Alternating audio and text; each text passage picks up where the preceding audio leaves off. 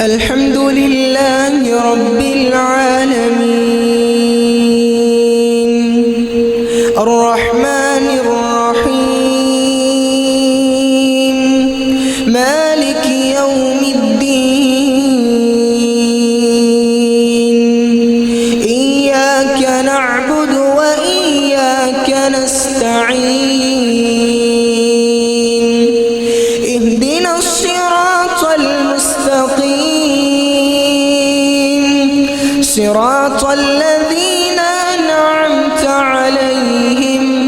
غير المغضوب عليهم ولا الضالين آمين.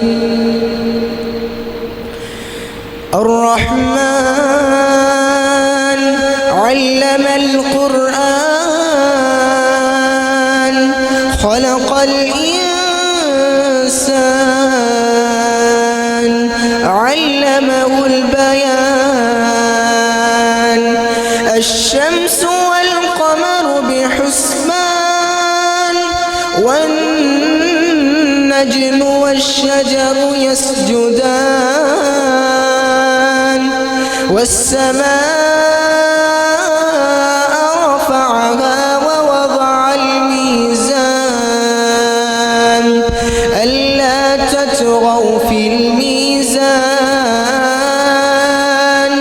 وأقيموا الوزن بالقسط ولا تخسروا الميزان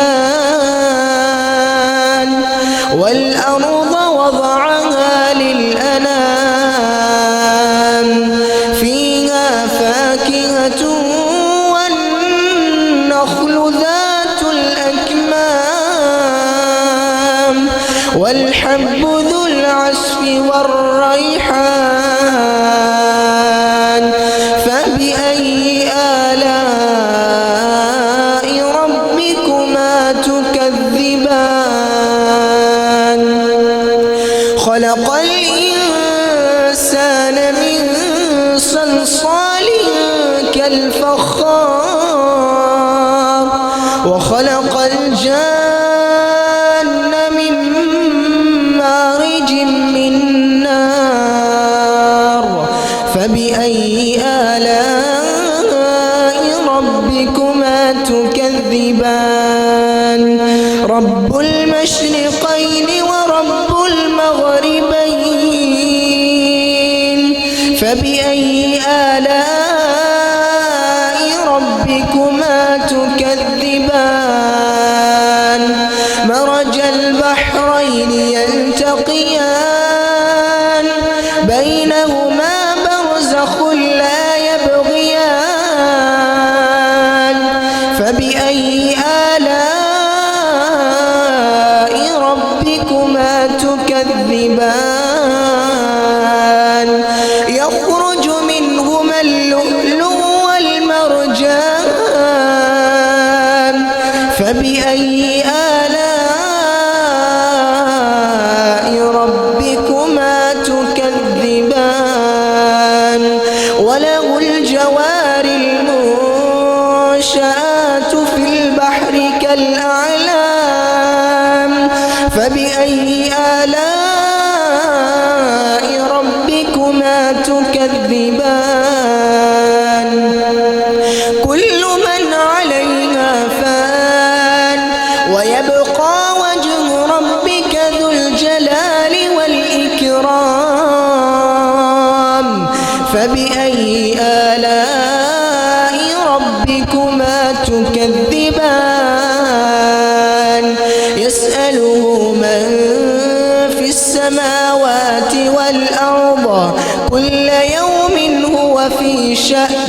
فبأي آلاء ربكما تكذبان سنفرغ لكم أيها الثقلان فبأي آلاء ربكما تكذبان يا معشر الجن والإنس إن استطعتم أن تنفذوا أقطار السماوات والأرض فانفذوا لا تنفذون إلا بسلطان فبأي آلاء ربكما تكذبان يرسل عليكما شواظ من نار ونحاس فلا تنتصران فبأي آلاء ربكما تكذبان فإذا انشقت السماء فكانت وردة كالدهان فبأي آلاء ربكما تكذبان فيومئذ لا يسأل عن ذنبه إنس ولا جان فبأي آلاء ربكما تكذبان يعرف المجرمون بسيماهم فيؤخذ بالنواصي والأقدام